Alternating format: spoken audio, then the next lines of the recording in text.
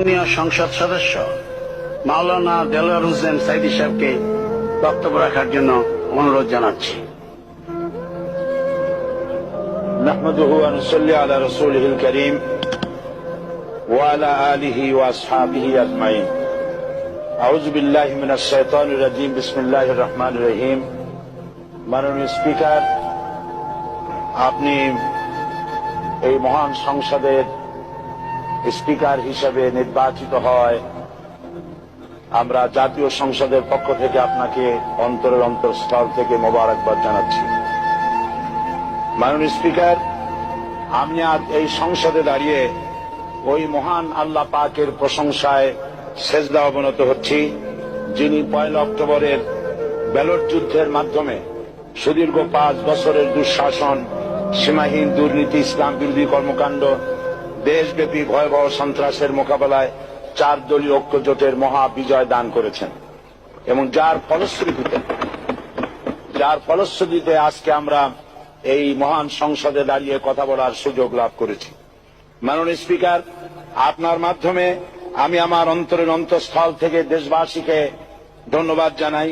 বিশেষ করে আমার নির্বাচনী এলাকা পিরোজপুর, নাজিরপুর, ইন্দুরকানীবাসী ভাই বোনদের প্রতি কৃতজ্ঞতা জানাই, যাদের অক্লান্ত পরিশ্রমে এবং মূল্যবান ভোটের মাধ্যমে আমি নির্বাচিত এই মহান সংসদের সদস্য হওয়ার সুযোগ লাভ করেছি।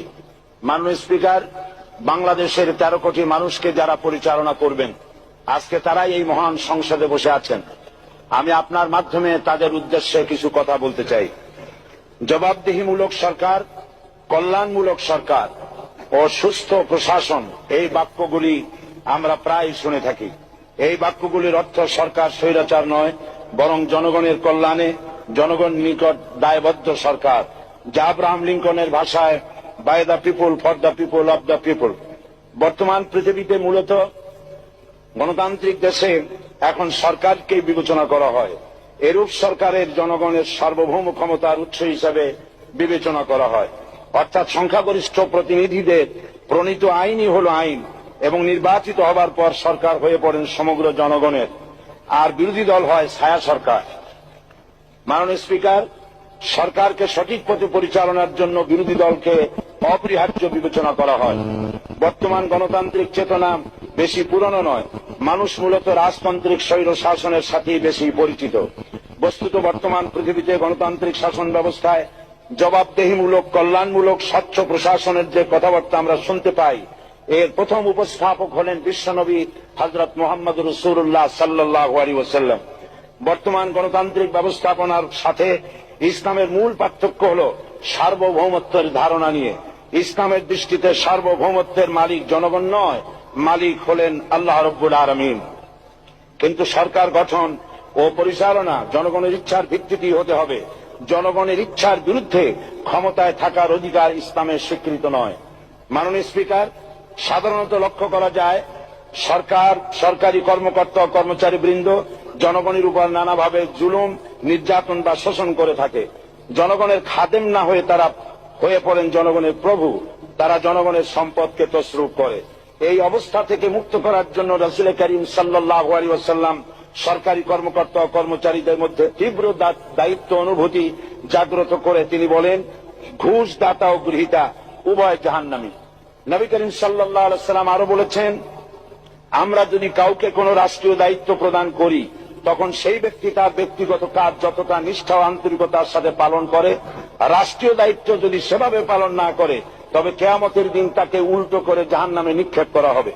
রাষ্ট্রীয় সম্পদ তসরুপের ব্যাপারে কঠোর হুঁশিয়ারি উচ্চারণ করে বিশ্বনবী মুহাম্মদ রাসূলুল্লাহ সাল্লাল্লাহু আলাইহি ওয়াসাল্লাম বলেছেন, রাষ্ট্রীয় দায়িত্ব পালনকারী কেউ যদি 1 টুকরা সুতা বা তার চেয়েও ক্ষুদ্র কোন জিনিস খেয়ানত করে তবে কিয়ামতের দিন খেয়ানতের বোঝা মাথায় করে তাকে উঠতে হবে। মাননীয় স্পিকার, আল্লাহ রসুল যে সরকার ব্যবস্থা প্রতিষ্ঠা করেছিলেন তা সত্যিকার অর্থে ছিল জনকল্যাণমূলক সরকার। তার সরকারে দায়িত্ব পালনকারী ব্যক্তিবর্গের মধ্যে চরম দায়িত্ব অনুভূতি জাগ্রত করে দেওয়া হয়েছিল। এটা সম্ভব হয়েছিল কেবলমাত্র আখিরাতের তীব্র বিশ্বাস ও মহান আল্লাহর দরবারে জবাবদিহিতার অনুভূতির মাধ্যমে। মানুষের নিকট জবাবদিহিতা পাশ কাটিয়ে যাওয়া যায়, কিন্তু আল্লাহর নিকট জবাবদিহিতা পাশ কাটানোর কোনো সুযোগ নেই। মাননীয় স্পিকার, নবী করিম সাল্লাল্লাহু আলাইহি ওয়াসাল্লামের সরকার ব্যবস্থাপনায় সবাই যেমন আইনের দৃষ্টিতে সমান অধিকার ভোগ করেছে, ঠিক তেমনি ভাবে রাষ্ট্রের নাগরিক হিসাবে সবারই মৌলিক চাহিদাসমূহ পূরণ হয়েছে। ঋণগ্রস্ত এতিম অসহায় জনগণ রাষ্ট্রীয় তহবিল থেকে সহযোগিতা লাভ করেছে। মূলত এটা জনকল্যাণমূলক সরকারের ধারণা বিশ্ববাসী তখনই প্রথম অবলোকন করে। মাননীয় স্পিকার, নবী করিম সাল্লাল্লাহু আলাইহি ওয়াসাল্লাম সরকারি কর্মকর্তাদের বিরুদ্ধে কোনো অভিযোগ পেলে তখনই ব্যবস্থা গ্রহণ করতেন। আইনের চোখে সবাই সমান এবং এ কারণেই শাসকদের আত্মীয় স্বজন কারো পক্ষে সম্ভব ছিল না জনগণের উপরে জুলুম করা। খলিফা ওমর রাদিয়াল্লাহু তাআলা আনহুর এক ছেলে অপরাধী প্রমাণিত হলে সে দণ্ডভোগ থেকে রেহাই পায়নি, এমনকি এতে তার মৃত্যুদণ্ড হয়েছিল। আবার খলিফা নিজেকে আইনের ঊর্ধ্বে মনে করতেন না, তাই বর্ম চুরির ঘটনা আলী রাদিয়াল্লাহু তাআলা আনহু কাজীর দরবারে সাধারণ ফরিয়াদির মতো উপস্থিত হন। নিজের ছেলে ও চাকরের সাক্ষী যথেষ্ট না হয় কাজী খলিফার বিপক্ষে রায় দেন। এখানে বিচার বিভাগ ছিল সম্পূর্ণ স্বাধীন এবং শাসন বিভাগের নিকট তার কোনো দায়বদ্ধতা ছিল না। মাননীয় স্পিকার, এসব হলো ইতিহাস। মুসলমান আজ অনুসরণ করতে চায় না তাদের অতীতের গৌরবোজ্জ্বল। মাননীয় স্পিকার, যে জাতির এক পূর্বসূরি মাথায় আটার বোঝা বহন করে নিয়ে চললেন আর বলে গেলেন, মানুষ কেন, ফোরাতের কূলে যদি একটি কুকুরও না খেয়ে মারা যায় তবে এই ওমর রাদিয়াল্লাহু তাআলা আনহুকে কিয়ামতের দিন আল্লাহর দরবারে জবাবদিহি করতে হবে। আর আজ সেই জাতির দায়িত্বশীল যা জনগণকে অভুক্ত রেখে তাদের মুখের গ্রাসে ভাগ বসায়। জনগণ তাদের নিকট উপস্থিত হলে মনে হয় যেন গোলাম প্রভুর দরবারে উপস্থিত হয়েছে, আর অহেতুক উৎকোচ দাবি করে তাদের উপর জুলুম করছে। আর আল্লাহ পাক জালিমকে কখনোই পছন্দ করেন না। মাননীয় স্পিকার, আমি দৃঢ়ভাবে আশা করি এই অবস্থা কাটিয়ে উঠে আমরা রাসূল করিম সাল্লাল্লাহু আলাইহি ওয়াসাল্লাম কর্তৃক প্রদর্শিত রাষ্ট্র ব্যবস্থার অনুসরণ করে একটি সুখী সে তাই আজ পৃথিবীর অধি আগ্রহে অপেক্ষা করছে ইসলামের আলোকে এমন এক রাষ্ট্র ব্যবস্থা যেখানে দায়িত্বশীলরা আল্লাহ তাআলার কাছে জবাবদিহিতার পাশাপাশি জনগণ নিকটও জবাবদিহি করতে বাধ্য হবে। মাননীয় স্পিকার, অনেক ত্যাগ ও তিতিক্ষার রক্তের বিনিময়ে গড়ে উঠেছে আমাদের গণতান্ত্রিক প্রতিষ্ঠান এই জাতীয় সংসদ। এই সংসদের সম্মান রক্ষা করার দায়িত্ব আমাদের সবার।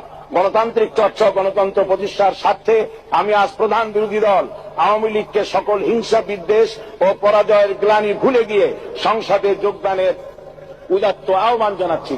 পরিশেষে আমি আপনার মতো সর্বজনশ্রদ্ধ একজন মার্জিত ও সুশিক্ষিত ব্যক্তিকে এই মহান সংসদের স্পিকার হিসাবে লাভ করে আমরা আনন্দিত হয়েছি। আমাদের সংবিধানের সংরক্ষণ, সমর্থন ও নিরাপত্তা বিধান এবং আপনার অভিভাবক সুলভ নিরপেক্ষ আচরণ ও সংসদকে ধন্য করবে বলে আমরা বিশ্বাস করি। আপনাকে ধন্যবাদ। আসসালামু আলাইকুম ওয়া রাহমাতুল্লাহ। আল্লামা শহীদ দেলার হোসেন সাইদি সাহেবের কথাগুলো শুই না কলিজাটা ভাই ঠান্ডা হয়েছে গা। আপনাদের কাছে জানি না কেমন লাগবে, কিন্তু বেড়ায় কি একটা কথা খারাপ কইছে, একটা কথা রং কইছে, আপনারা বইলা যায়।